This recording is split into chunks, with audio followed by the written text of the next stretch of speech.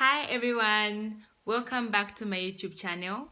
My name is Wilanjina Mtenda, and in today's video I'm going to be talking about how to figure out what to do with your life. So if you're interested in this particular video, stay tuned and let's get started.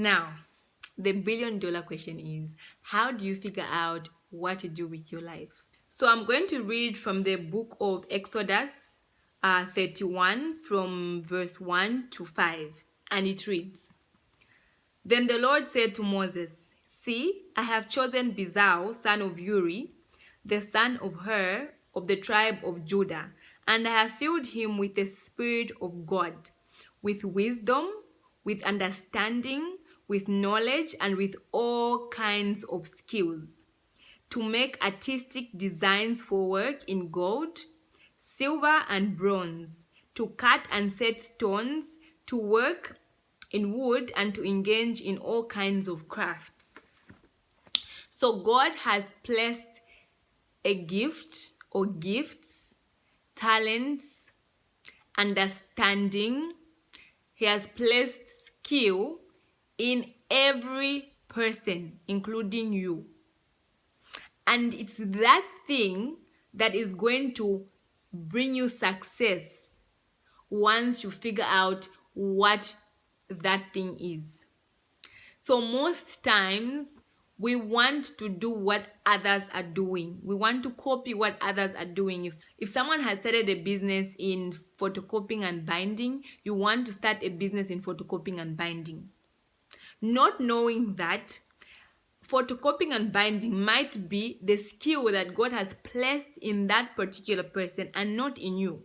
That means even though both of you start the very same business in the very same economy, one will succeed and the other one will not succeed, because for him it's what he was called to do. For you, it's not what you're called to do. You are walking in someone else's shoes and they don't fit. Listen, the shoe has to fit. If it doesn't fit, it's not going to work.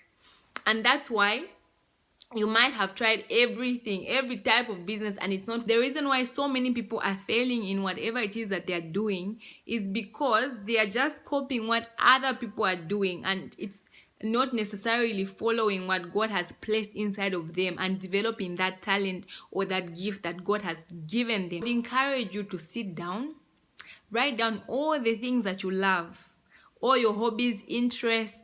If you were to start a business, what would excite you, make you happy, what you love to do. Write all those things down. Pick one that resonates the most with you and what you feel and know that you're called to do. Once you figure out that one thing, begin to work towards it. Begin to develop it. Commit. Make a commitment to yourself. And I am going to become the best at this thing. Until I become the best, I will not rest. And you begin to follow that, and you'll see what will happen. The only thing that will make you very successful, very satisfied, very happy is the thing that God has placed inside of you that comes naturally. If you develop that thing, if you figure out that very thing and you develop that thing to the best, or you say you commit to becoming the best in that thing that you have discovered that this is exactly what I want to be doing. The other question comes in of, how do I figure out what God has called me to do or what God has placed inside of me? That's very simple. All you have to do is look at what you like, your interests, your hobbies, what you're passionate about. Or you can ask yourself this question: if I couldn't fail, and if I had all the money, all the resources to do whatever it is that I want to do, and I didn't feel like I was working, what would I do, or what would you do? There are people who are passionate about helping others. There are people who are passionate about, becoming a doctor or a lawyer. There are people who are passionate about starting businesses and teaching others about business. There are people who are passionate about ministering the gospel, who are good with baking and they love baking. There are people who are good with making shoes.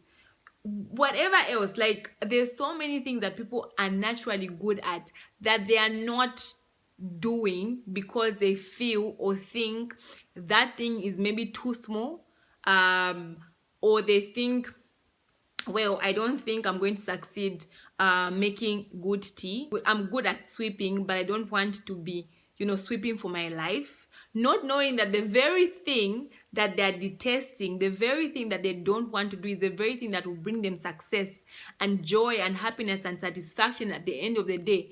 And yet they're following things that they're watching on social media, things that other people are doing, which is not even their talent or their interest or something that God has placed inside of them. Listen, whatever God has given you, you will and you can succeed. All you have to do is discover the very thing He's given you. If you like doing makeup, for example, become the best at doing makeup. Study how to do makeup. Read on how to do makeup. Learn, get knowledge. The Bible says, my people perish for lack of knowledge. You start a business, quite all right. You are interested in that particular field, but you have no knowledge about it. You are just, going with the wind without really taking time to develop that skill or that talent, or going for seminars to help you improve whatever God has given you. So let's go to Proverbs 18 verse 16, and it says, a gift opens the way and ushers the giver into the presence of the great.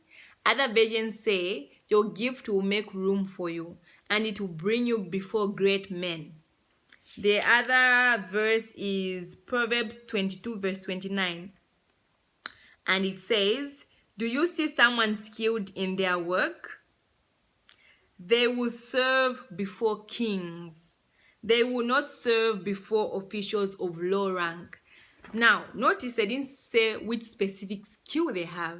It just says skill.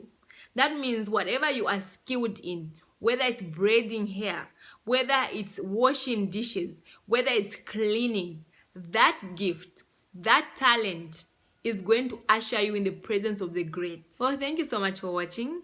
Kindly share how this teaching has blessed you in the comment section down below.